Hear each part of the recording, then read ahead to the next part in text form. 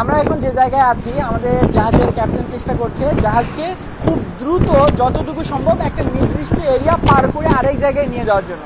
তার কারণটা হচ্ছে আমরা খুব তাড়াতাড়ি হয়তোবা সাইক্লোনের মাঝে পড়তে যাচ্ছি সমুদ্রের একটা নির্দিষ্ট জায়গায়। যেহেতু আবহাওয়া বার্তা এখন অনেক বেশি উন্নত, সেই আবহাওয়া বার্তা থেকে আমরা জানতে পেরেছি অথবা ক্যাপ্টেনের ক্যালকুলেশন মোতাবেক আমাদের জাহাজ যে স্পিডে চলছে সেম স্পিডে যদি চলতে থাকে তাহলে আমরা সামনে সাইক্লোনের কাছাকাছি পড়বো।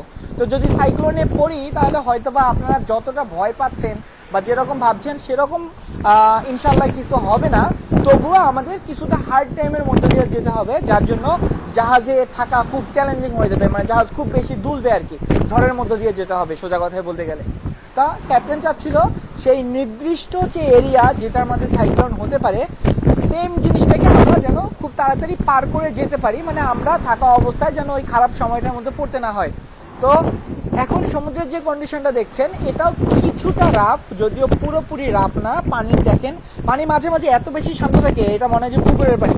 কিন্তু এখন সমুদ্রের যে অবস্থা, এই যে মেঘের কন্ডিশনটা দেখেন, আস্তে আস্তে আকাশ খারাপ করছে, মেঘ খুব দ্রুত এক জায়গা থেকে আরেক জায়গায় পাস করছে, আর এখানে অলরেডি কিছুটা কালচে কালচে ভাব দেখা যাচ্ছে।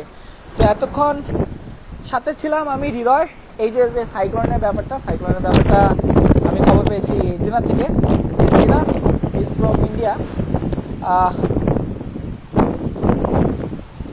ও পানির যে অবস্থা বাইরে ভাই। একটা আপনাদের মজার জিনিস দেখাই, আপনি ডেকের মধ্যে এই যে পানিগুলো যে দেখতে পাচ্ছেন, এই যে পানিগুলো কিন্তু এই সাগরেরই পানি। যখন ঢেউয়ের পরিমাণটা খুব বেশি হয় তখন এটা এসে এখানে ধাক্কা দেয়, যার জন্য এই পানিগুলো এই দিক থেকে এখানে এসে পড়ে। তো সবাই অনেক বেশি ভালো থাকবেন। এতক্ষণ সাথে ছিলাম আমি হৃদয়। ফেসবুক, ইউটিউব, টিকটক সব জায়গায় সেম নামে আমার পেজ আর চ্যানেল আছে, তাহলে সেখানে আমাকে ফলো অথবা সাবস্ক্রাইব করে জানিয়ে যেতে পারেন আমার ভিডিওগুলো আপনার কেমন লাগে, পরবর্তীতে কি নিয়ে বেরোতেন। সবাই অনেক ভালো থাকবেন, ধন্যবাদ, আসসালামু আলাইকুম। কি না